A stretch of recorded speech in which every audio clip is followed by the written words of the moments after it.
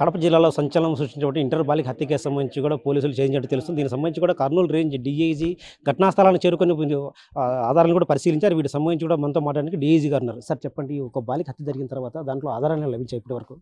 అండి, కీలకమైన ఆధారాలు ఈరోజు మనకి 12 గంటల సమయంలో లభించాయండి. దాని మీద దర్యాప్తు, దాని మీద అన్వేషణ జరుగుతూ ఉంది. సాయంత్రం కల్లా మీకు పూర్తి వివరాలు ఎస్పీ గారు, డిఎస్పీ గారు మీకు తెలియజేస్తారు. అంటే లోకేష్ ఇక్కడి నుంచి వెళ్ళిన తర్వాత తను హత్య చేయలేదన్నట్టు ఆధారాలు లభించాయంటారు. తను సీసీ ఫుటేజ్ రికార్డ్ అయింది. అంటే లోకేష్ తర్వాత ఇక్కడికి ఎవరైనా వచ్చారా వాళ్ళ? అన్నీ చెప్తామండి, సాయంత్రం చెప్తాం. ఇప్పుడు ఈ స్టేజ్లో మనం ఏం చెప్పలేం. లోకేష్ అయితే రావడం జరిగింది. ఆయన వచ్చి 20 నిమిషాలు ఈ ప్రాంతంలో ఆ బాలిక, ఆ అమ్మాయి యువతి కోసం వెతికిలాడినట్టయితే మనకి ఉన్న సీసీ ఫుటేజ్ ప్రకారం మనం చెప్పగలుగుతాం.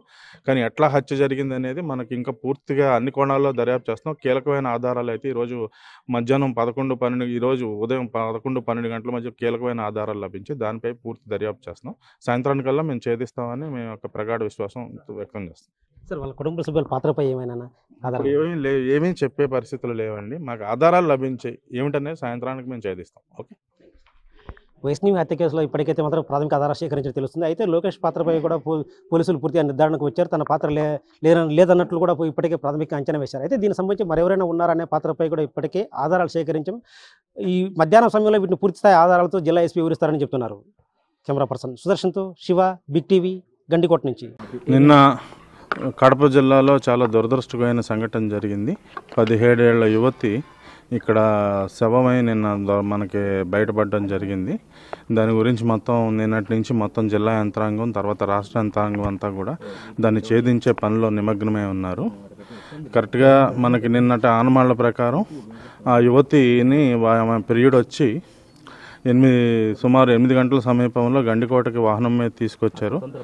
తీసుకొచ్చిన తర్వాత ఒక ప్రైవేట్ లాడ్జ్లో 2 గంటలు ఇద్దరు గడిపారు. గడిపిన తర్వాత గండికోట గుమ్మం దగ్గరలో, కోట గుమ్మం దగ్గరలో 10:40 విడిచిపెట్టి ఆయన ఆ ప్రియుడు వెళ్ళిపోవడం జరిగింది.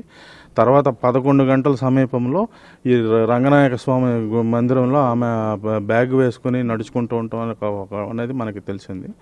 తర్వాత ఏం జరిగిందనేది తెలీదు. నిన్న ప్రొద్దుట ఆమె శవమై మనకి ఇక్కడ ఈ రంగనాథ స్వామి ఆలయం వెనక భాగంలో ఆమె శవం పడి ఉండటం, ఆమె ఏమంటారు టాప్ పైన వేసుకున్న వస్త్రాలు ఒలిచి వేసి ఉండటం అన్నీ చూసాం. చాలా దిగ్భ్రాంతి కలిగించింది. దీని మీద మనం అన్ని కోణాల్లోనూ ప్రస్తుతం అన్ని కోణాల్లోనూ దర్యాప్తు చేస్తున్నాం. దీనికి సంబంధించి మనకి కీలకమైన క్లూలు ఈరోజు ఉదయం మనకు లభించడం జరిగింది.